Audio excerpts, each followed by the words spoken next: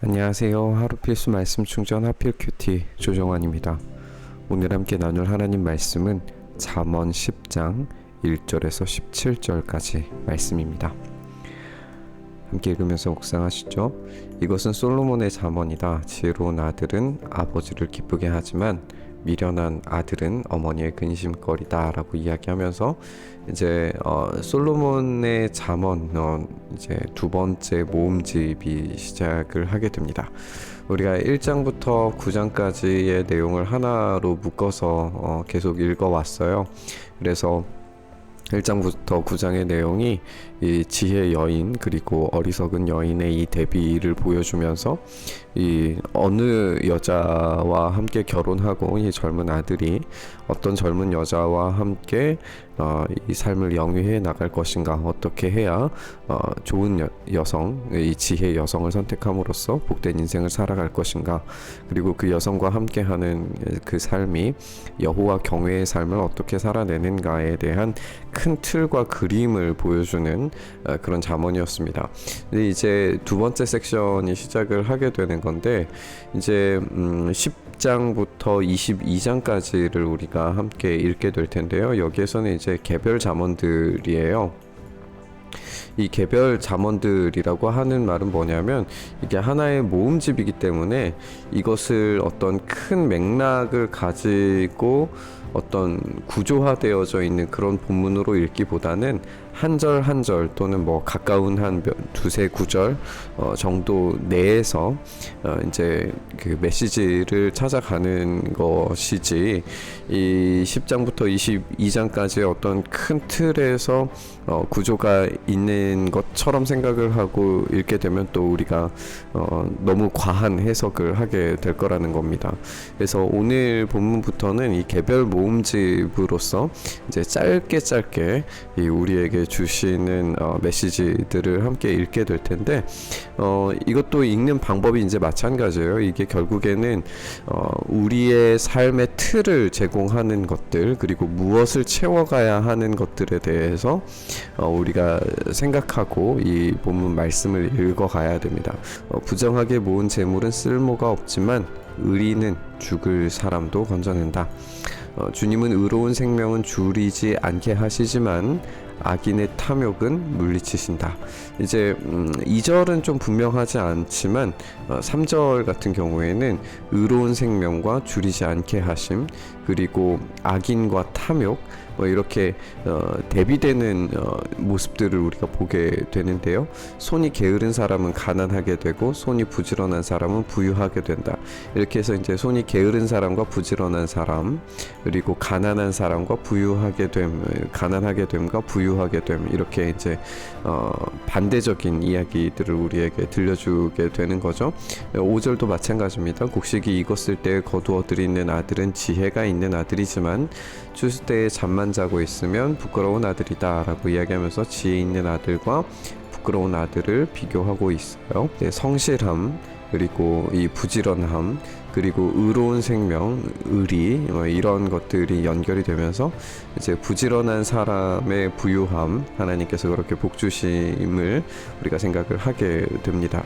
이제 게으름에 대한 이야기인데, 이 게으른 사람의 손을 통하여서 가난하게 됨, 그리고 이 부끄러움, 수치를 당하게 된다는 것은 뭐 아주 일반적인 그런 이야기이게 될 겁니다.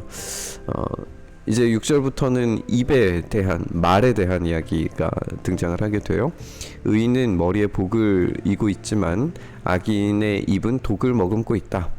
의인은 칭찬을 받으면서 기억되지만 악인은 그 이름마저도 기억에서 사라진다. 마음이 지혜로운 사람은 명령을 받아들이지만 입을 어리석게 놀리는 사람은 멸망한다. 한번 조금 생각을 해봅시다.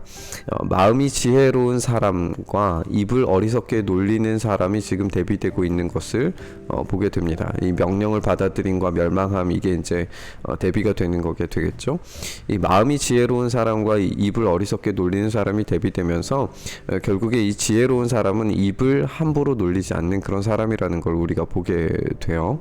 이 흠없이 살면 앞길이 평안하지만 그릇되게 살면 마침내 드러나게 된다. 된다.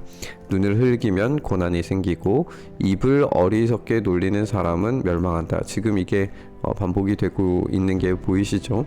그러니까 지금 눈을 흘기면서 고난이 생기는 사람, 이 사람이 이제 그릇되게 살고 마침내 이제 드러나게 되는 그런 사람이고, 이 마음이 지혜로운 사람과 명령을 받아들이는 사람은 이 흠없이 살아감으로써 평안한 인생을 살아가는 그런 사람입니다. 그래서 의인의 입은 생명의 샘이지만 악인의 입은 독을 머금고 있어서 결국에는 이제 이 멸망을 가져올 수밖에 없는 거죠. 미움은 다툼을 일으키지만 사랑은 모든 허물을 덮어준다 라고 이렇게 말씀하십니다. 사랑은 모든 허물을 덮어준다. 우리 고린도전서 13장에서 이야기하는 이 사랑은 오래 참고 라고 하는 그 말씀이 또 생각이 나기도 하는데요.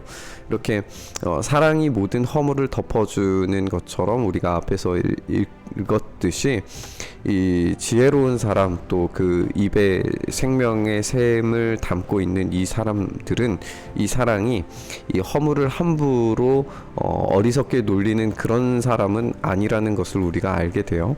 이 사랑으로 덮어주는 것은 이 말을 아끼고 이 험담을 하지 않고, 그리고 실력으로, 그리고 사랑으로 모든 것들을 덮어주는 어떤 그 틀들을 제공하는 것을 우리가 생각을 한번 해보면 좋을 것 같습니다. 명철한 사람의 입술에는 지혜가 있지만 지혜가 없는 사람의 등에는 매가 떨어진다. 지혜로운 사람은 지식을 간직하지만 미련한 사람의 입은 멸망을 재촉한다 라고 이야기하면서 이제 입에 대한 이야기가 미련한 사람의 입이 멸망을 재촉함을 이야기하고 있습니다. 우리가 말의 힘이 얼마나 강력한지 다시 한번 생각을 해보면 좋겠습니다. 말, 언어, 이것들은 하나님께서 사용하시는 지혜의 능력을 담는 그릇과 같은 그런 역할이기도 한 거잖아요. 하나님께서 말씀으로 창조하셨고 그 말씀하신 대로 이루어졌습니다. 그러니까 우리 신자들은 이 언어의 사용에 있어서 이 입을 어리석게 놀리는 사람처럼 이 멸망하게 되는 이 미련한 사람의 길이 아니라 이 지혜로운 사람의 길을 걸어가서 이 지혜와 지식을 간직한, 우리가 함께 계속해서 나누고 있는 것처럼 하나님의 큰 창조의 틀 안에 하나님의 언어들, 하나님의 축복의 말들, 또 하나님의 능력의 말씀들을 우리의 입술과 우리의 언어에 담아내었을 때에 이것이 이제 삶의 체계가 되어서 하나님이 복을 주시는 그런 인생을 살아갈 수 있다는 이야기가 될 거예요. 그러나 지혜 없는 미련한 사람들은 하나님의 말씀의 언어로 말을 하는 것이 아니라 그냥 자기 기준에 있는 이 바깥에 있는 것들로 말했을 때에 자기의 삶이 파괴적이게 된다는 것을 스스로 이제 깨닫지 못하게 됩니다. 그래서 그들은 멸망하게 되는 그런 결과, 매가 떨어지는 그런 고통, 스스로 겪는 어떤 고통의 결과들을 낳게 되는 것을 우리가 보게 됩니다. 부자의 재산은 그의 견고한 성이 되지만 가난한 사람의 빈곤은 그를 망하게 한다라고 그렇게 이야기를 하면서 이제 다시 재산에 대한 이야기로 돌아오게 되는 것 같은데요. 의인의 수고는 생명에 이르고 악인의 소득은 죄에 이른다라고 이야기를 하고요. 이 부라고 하는 것 자체가 부정적이지만은 않아요. 그의 견고한 성이 될 수 있다. 가난한 사람의 빈곤은 망하게 된다 하면서 이 부자의 재산 자체가 이제 부정하지는 않습니다. 그러나 이 부자가 어떤 인물인지가 중요한 거죠. 이 부자가 만약에 악인이라면 악인의 이 부자, 이 소득은 결국에 죄에 이르게 되고 우리가 파멸에 이르게 된다는 사실을 우리가 기억을 해야 됩니다. 예수님께서 부자가 천국에 들어가는 것이 낙타가 바늘구멍으로 들어가는 것보다 더 쉽다라고 이야기하셨던 것은 이 부자의 재산 자체의 문제가 아니라 그들이 얻고 있는 이 악인의 소득 자체가 그들의 죄값이기 때문에 이 부정한 방식으로 소득을 얻는 모든 방식에 대해서 이야기하시는 거예요. 실제로 이제 부자임에도 불구하고 구원을 받은 사람들이 있잖아요. 삭개오도 마찬가지고 아리마대 사람 요셉도 마찬가지고 그들은 큰 부자였다라고 이야기하지만 결국에는 하나님 나라에 동참하는 사람들이 되잖아요. 그러니까 이 부유함 자체는 문제가 아닙니다. 이것을 어떻게 책임감 있게 의인의 수고로서 그 생명에 이르게 사용할 것인가, 이게 더 큰 핵심 포인트가 될 거라고 생각을 합니다. 네, 훈계를 지키는 사람은 생명의 길에 이르지만 책망을 저버리는 사람은 잘못된 길로 들어선다 라고 이야기하면서 이 훈계를 지키는 사람, 큰 틀 안에서 하나님의 명령, 하나님의 말씀의 틀 안에서 창조의 원리 아래 자신의 삶을 규정하고 만들어내가는 그런 사람에게 얼마나 복된 인생을 살아갈 수 있느냐, 이런 이야기를 우리에게 들려주고 있습니다. 네, 오늘 본문 읽은 것처럼 우리가 10장에서부터 22장까지의 이 개별 잠언들은 어떤 큰 틀보다는, 큰 맥락보다는 조금 더 이제 도덕적인 그런 메시지들을 많이 발견을 하게 될 거예요. 그러나 우리가 여기에서도 계속해서 이 말씀들이 단지 어떤 일반론적인 잠언의 이야기를 할지라도 여기에서 이제 일반 은총, 그러니까 우리 모두 인류라면, 인간이라면 누구에게나 주신 그 은총 아래에서 지혜를 주시는 그런 말씀으로 우리가 읽어본다면 여기에서도 우리의 삶의 방식들, 또 하나님의 그 틀들을 발견하게 될 수 있을 겁니다. 오늘 이야기는 이제 부유함, 부지런함에 대한 이야기, 그리고 언어에 대한 이야기, 그리고 부에 대한 이야기를 함께 나눴어요. 여러분들 삶 가운데 이 부지런함으로 우리의 삶을 살아갈 수 있는 그런 열심이 있기를 소망하고요.